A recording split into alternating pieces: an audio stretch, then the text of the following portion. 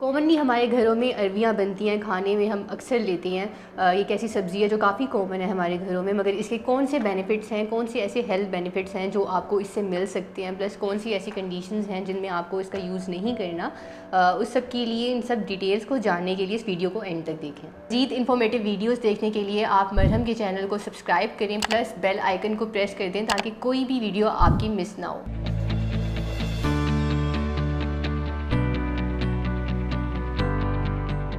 السلام علیکم، میں ہوں نیوٹریشنل کنسلٹنٹ عروسہ توصیف، اور آج ہم بات کریں گے ایک ایسی سبزی کے بارے میں جو بہت کامنلی ہمارے گھروں میں بنتی ہے، ہمارے کھانوں میں بنتی ہے۔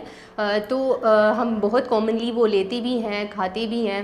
لنچ میں، ڈنر میں۔ تو اس کے کون سے ایسے بینیفٹس ہیں جو کہ آپ کو اس سے ملتے ہیں، کیونکہ کبھی کبھی یہ ہوتا ہے کہ ہم کوئی چیز کھا رہے ہوتے ہیں لیکن ہمیں پتہ نہیں ہوتا کہ اس سے ہمیں کون سے بینیفٹس جو ہیں وہ مل رہے ہیں، یا ہمیں کون سی کنڈیشنز ایسی ہیں جس میں ہمیں وہ یوز نہیں کرنا چاہیے۔ جو سبزی ہے وہ جو کامنلی ہم یوز کرتے ہیں، ارویاں جو ہم بناتے ہیں، وہ ہے، اس پہ ہم بات کریں گے۔ تو سب سے پہلے بینیفٹس کی بات کی جائے تو ہم نیوٹرینٹس دیکھتے ہیں کہ ایک چیز میں کتنے نیوٹرینٹس ہوتے ہیں۔ تو اگر ارویوں کی بات کی جائے تو یہ نیوٹرینٹ انریچڈ ہوتی ہے، اس میں فائبر زیادہ ہوتا ہے، اس سے آپ کو وائٹامن سی ملتا ہے، وائٹامن ای ملتا ہے، وائٹامن اے ملتا ہے، اس کے علاوہ آپ کو پوٹیشیم اور میگنیزیم، یہ منرلز بھی اس سے ملتی ہیں۔ اب کافی جو ہے ایک متھ ہوتا ہے، کافی لوگوں کا مسکنسیپشن ہوتا ہے، کافی لوگ یہ کہتے ہیں کہ اس میں کاربوہائیڈریٹ زیادہ ہوتے ہیں، جس وجہ سے جو ڈائبیٹک پیشنٹس ہوتی ہیں، جن کو ڈائبٹیز ہوتی ہے، ان کے لیے یہ پریفریبل نہیں ہے، تو ان کو جو ہے منع کیا جاتا ہے کہ وہ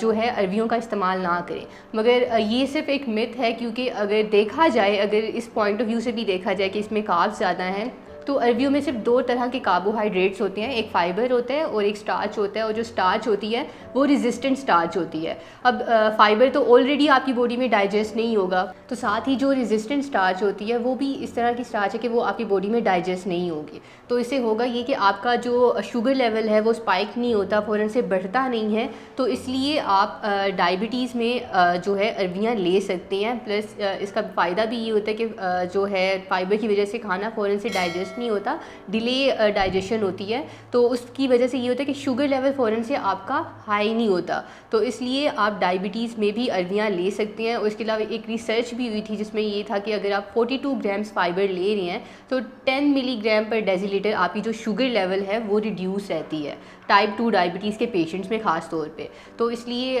جو ہے ارویاں جو ہیں ایک اچھا سورس ہے آپ کا سبزیوں میں، کہ آپ اس کو اپنی ڈائٹ میں ایڈ کر سکتے ہیں اگر آپ کو ڈائبٹیز بھی ہو تو۔ اب اس کے علاوہ جو ہے جو دل کی بیماریاں ہوتی ہیں، ہارٹ ڈیزیزز ہوتی ہیں، اس میں بھی یہ کافی فائدہ مند ہوتی ہے، کیونکہ اس میں فائبر زیادہ ہوتا ہے۔ اب فائبر جو ہے وہ کولیسٹرول کو لو کرتا ہے، جو بیڈ کولیسٹرول ہوتا ہے جس کو ہم LDL بھی بولتے ہیں، اس کی جو لیول ہوتے ہیں ان کو بھی کم کرتا ہے، جس کی وجہ سے ہمیں دل کی بیماریاں جو ہیں ان کا رسک جو ہے ہمارے اندر ریڈیوس ہوتا ہے زیادہ سے زیادہ۔ ساتھ ہی جو ہے اس میں پوٹیشیم ہوتا ہے۔ اب وہ لوگ جن کو ہائی بلڈ پریشر کا ایشو ہوتا ہے یا ہائپر ٹینشن ہوتی ہے، ان میں ان کو ہائی بلڈ پریشر کا ایشو زیادہ تر رہتا ہے، تو ان پیشنٹس کے لیے بھی یہ کافی فائدہ مند ہے، کیونکہ پوٹیشیم سے آپ کا بلڈ پریشر جو ہے وہ مینٹین رہتا ہے، خاص طور پہ وہ لوگ جن کو ہائی بلڈ پریشر کا ایشو ہو، ان کا بلڈ پریشر جو ہے وہ نارمل رہتا ہے۔ ساتھ ہی جو ہے اگر اینٹی کینسر پراپرٹیز اس کی دیکھی جائیں تو اس میں کچھ ایسے اینٹی آکسیڈنٹس ہوتے ہیں جو بریسٹ کینسر اور پروسٹیٹ کینسر ان دونوں کو پریونٹ کرتے ہیں،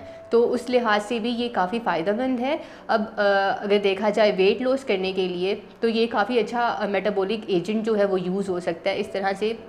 کہ اس میں جو سٹارچ ہوتی ہے، جو ریزسٹنٹ سٹارچ ہوتی ہے، وہ فیٹ برننگ ایجنٹ ہوتا ہے کافی اچھا، مطلب آپ کا جو فیٹ ہے وہ کافی اچھے سے برن ہو سکتا ہے۔ تو اور ساتھ فائبر ہوتا ہے جس وجہ سے آپ کی جو اوور ایٹنگ ہے وہ پریونٹ ہو سکتی ہے۔ تو اگر آپ ویٹ لاس کر رہے ہیں یا کوئی ایسی ڈائٹ فالو کر رہے ہیں تو اس میں بھی آپ ارویوں کو انکلوڈ کر سکتے ہیں اپنی ڈائٹ میں۔ باقی اس میں وائٹامن سی ہے جو کہ آپ کے امیون سسٹم کو بوسٹ اپ کرتی ہے، کیونکہ وائٹامن سی سے آپ کی وائٹ بلڈ سیلز کی پروڈکشن جو ہے وہ بڑھتی ہے، جس سے الٹیمیٹلی آپ کا جو امیون سسٹم ہے وہ بوسٹ اپ رہتا ہے، پلس آپ کی اسکن ہیلتھ جو ہے وہ کافی بہتر رہتی ہے، آپ کی اسکن گلو کرتی ہے، تو اس لیے آپ اس پرپز کے لیے، اس کنسرن کے لیے بھی یوز کر سکتے ہیں۔ اب فائبر کی بات جب آتی ہے تو آپ کی گٹ ہیلتھ کی، آپ کی اسٹمک ہیلتھ کی بات بھی آتی ہے، کہ اسٹمک کی جو لائننگ ہوتی ہے، ارویاں یہ ہوتی ہے، اس میں ارویوں میں کچھ ایسے ایجنٹس ہوتے ہیں جیسے کہ فائبر ہو گیا، فائبر آپ کی گٹ ہیلتھ کو مینٹین رکھتی ہے، جو اسٹمک لائننگ ہوتی ہے اس کی ہیلتھ کو مینٹین رکھتی ہے، جس وجہ سے جتنی بھی انفلیمیٹری ڈیزیزز ہوتی ہیں جیسے السر ہو گیا